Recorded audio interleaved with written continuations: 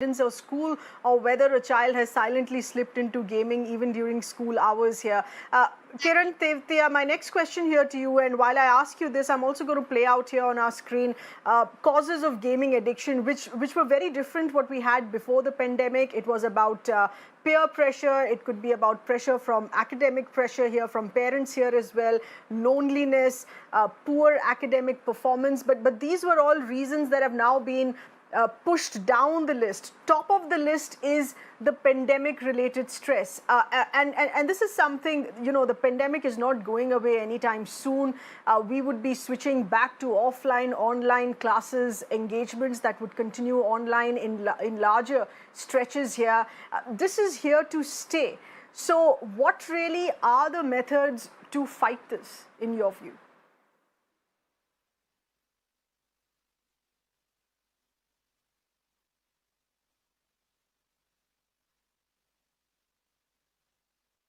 Hi. So to begin with, first we have to understand that how do we decouple a few assumptions here, okay? I get so many cases where first we try to put it that, all right, it is because of the online education that we also have to open up the entertainment, the use of screen for entertainment as well for the child. Now we must decouple these two. Okay, there are few things where we do not have and we don't have an option, but there are few things where we definitely have an option and where a kind of structure and expectations can be put on the child. So my request is, yes, as what Kajal was also sharing, that the more the gaming addiction is, the more the loneliness of the child is increasing, more the aggression of the child is increasing. So it is very important. Hello, am I audible? Yes. Yeah, so it is very important that we as a parent are also setting an expectation to the child in terms of what are the self-care that you expect the child to do. Similar to how you would expect the child when the child would be going to physical education. What is the expectation that you have in terms of helping the overall family? Be it whether it is ordering something for the grocery, whether it is some kind of chore which is related to the child itself, whether it is in terms of socializing, what are the modes of socializing, whether it is that you are doing some kind of video call with each other, whether you are having some calls, we are playing some games with each other, but then some kind of timeline. The way it was happening in the physical education, what was happening in physical education was the time was always at stake. If you go out to play some game, you had to be back by a particular time because there were other back-to-back activities. Now, when everything is at home, time has become like has become very fluid, the concept of time. So it is very important that, okay, to have fair expectation, what is the sleeping time, what is the eating time, have some few rules for your own self, and few rules for the child as well, that if it is an eating time, if it's a sleeping time, if it is, what are the ways to do socializing, it is very important. There's another challenge which I'm seeing that a lot of kids are facing. Gaming, we have to understand, is made on the basis of gambling concept. It is bottomless, and if we expect that the child is going to get a kind of satisfaction at the end of it, it's not going to happen. Rather, the child is going to feel more anxious at the end of it.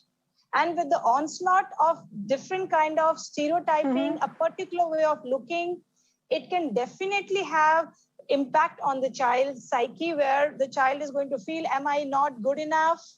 It opens the door for some kind of cyberbullying. This is a stage where they are building their own individual self-identity. So if at this time we are opening up such kind of options to the child on for a long hours, and we are not building other areas, this is a lot of disservice to the child. So we got to be sensitive about it. Please open up other areas for the child to engage. Absolutely. And it has to be with the physical world as well. In fact, I get a case where the child is started using money either by cash or taking cash from home to buy the diamonds. So we have to understand what is this industry, what is the impact this industry putting on the child.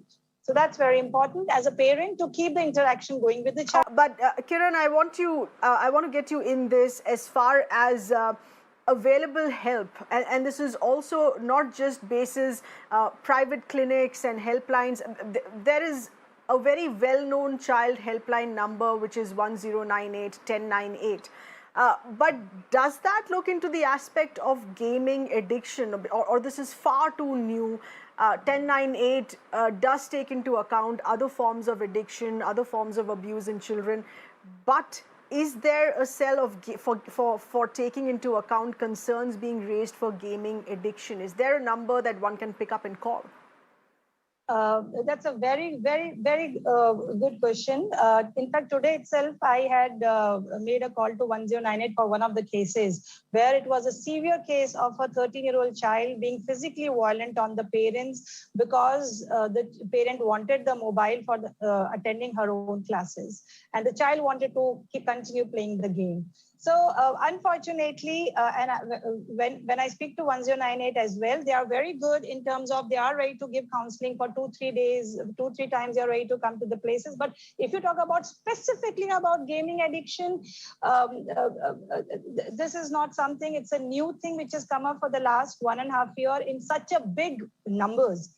And you know, there is another tricky thing, even when in January and February, when we were noticing that, yes, the lockdown was going down a bit, there were so many children in this age who were saying, I don't want to go outdoors. I don't want to meet people. Mujhe maza nahi aa raha hai. So we got to understand that, yes, right, we are not having any dedicated line at this time, but the changes which this is making is going to be very difficult to reverse later. So we got to be cognizant about it, dear. Right.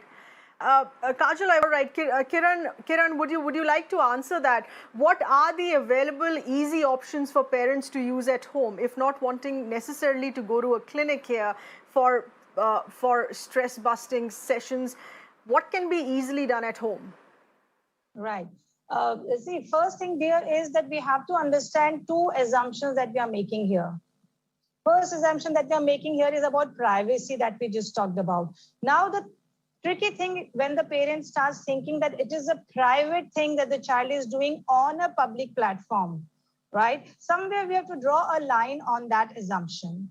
If a child is inside and there's a friend and the child is talking to that friend in a physical mode, it's private. If the child goes down out, whatever the child is talking to somebody, it's private. If the child just wants to be in his or her room, wants to do some activity, it is private. But the moment the child is connected to internet-enabled device, it is very important for the parent to say that, you know what, dear, whenever I need to keep coming in whenever and you got to be comfortable with that. However, the point being, it's good if as a parent you sit with the child and you join and you see what exactly the child is doing. You see what all chatting systems are out there. You have to increase your knowledge of the game that the child is doing. That is first thing. First thing is whatever your child doing, you have to be confident that you can always go in and of course, because they are teenagers and they have a strong sense of privacy. In fact, I have a 6-year-old child who comes and tells the parent that, okay, I need my privacy. So this word is very strongly, as much as used inappropriately, it is misused as well. So as a parent, you have to give more data to the child. You should talk to the child. The moment you start saying, oh my God, my child is asking me or is back answering me, stop treating it as a personal, hurt on yourself and start talking to the child in a very calm manner. And of course, like what Kajal was also sharing, and Kajal will tell you that for an older child, we cannot and we should not snatch the devices from their hand.